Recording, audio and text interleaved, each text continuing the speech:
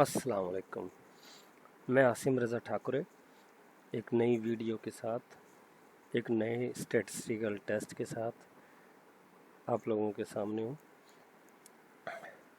आज का जो टॉपिक है हमारा वो बाइनोमियल टेस्ट है, जो कि पैरेलल है नॉन पैरामीट्रिक के मान विटनी टेस्ट के और पैरामीट्रिक के इंडिपेंडेंट सैंपल टी टेस्ट के।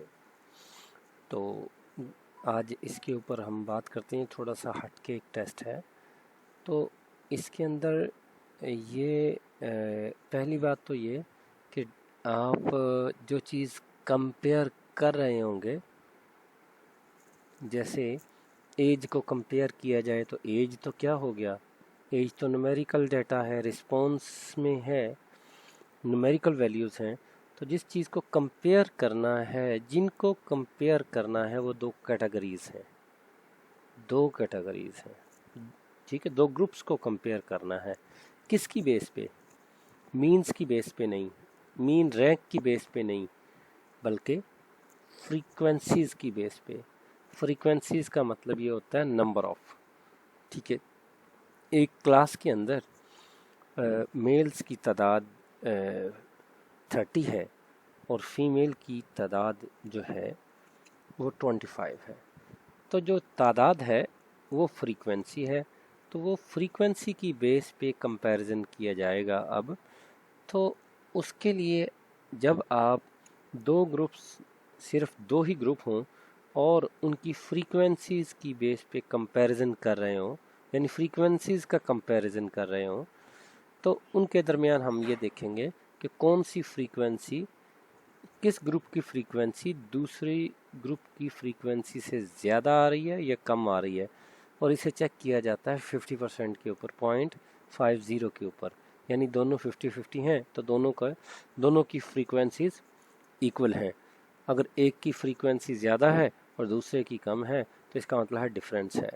और बहुत ज़्यादा आ जाए एक की फ्रीक्वेंसी, एक की कम आ जाए फ्रीक्वेंसी, यानी फ़र्ज़ करें एक ग्रुप यानी मेल्स वाला ग्रुप जो है उनकी तादाद आ जाए 70 और फीमेल का जो ग्रुप है उनकी तादाद आ जाए 30, तो इनके दरमियान, इनकी फ्रीक्वेंसीज़ के दरमियान जो डिफरेंस है वो मार्केबल डिफरेंस है, यानी सिग्निफिकेंट डिफरेंस होगा।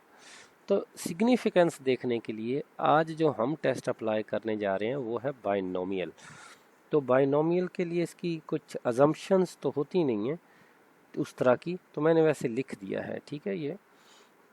ये कि दो ही कैटेगरीज होंगी और उनको हम चेक कर लेंगे इनकी ये बेस करेगा फ्रीक्वेंसीज या परसेंटेजेस के ऊपर।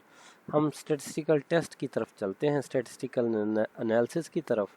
हमारे पास वही डाटा है, तो इसी डाटा के ऊपर ये हमारी जो ग्रुप्स हैं, जेंडर वाला वेरिएबल था, जेंडर में मेल और फीमेल दोनों हैं। तो हम देखना चाहते हैं मेल्स की तादाद और फीमेल्स की तादाद एक दूसरे के इक्वल हैं या अनइक्वल हैं, तो इनके दरमियान स्टैटिस्टिकल सिग्निफिकेंस पाया जाता है या नहीं पाया जाता, और ये फ्रीक्वेंसीज पे बेस करेगा।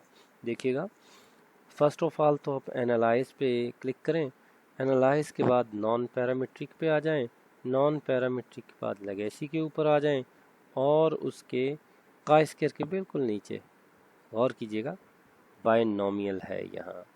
ओके जी, तसल्ली से देख लें इनकी कमांड्स को, बाइनोमियल पे क्लिक कर लें। तो अब आपने कंपेयर किनको करना है, वो जेंडर की दो कैटेगरीज हैं, मेल और फीमेल, जिनको आप टेस्ट करना चाहते हैं फ्रीक्वेंसी के बेस पे।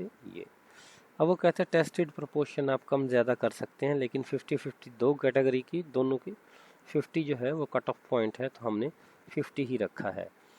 तो ऑप्शंस में जाके आप इसका डिस्क्रिप्टिव निकाल लें, ठीक है, और ओके कर दें, ठीक है।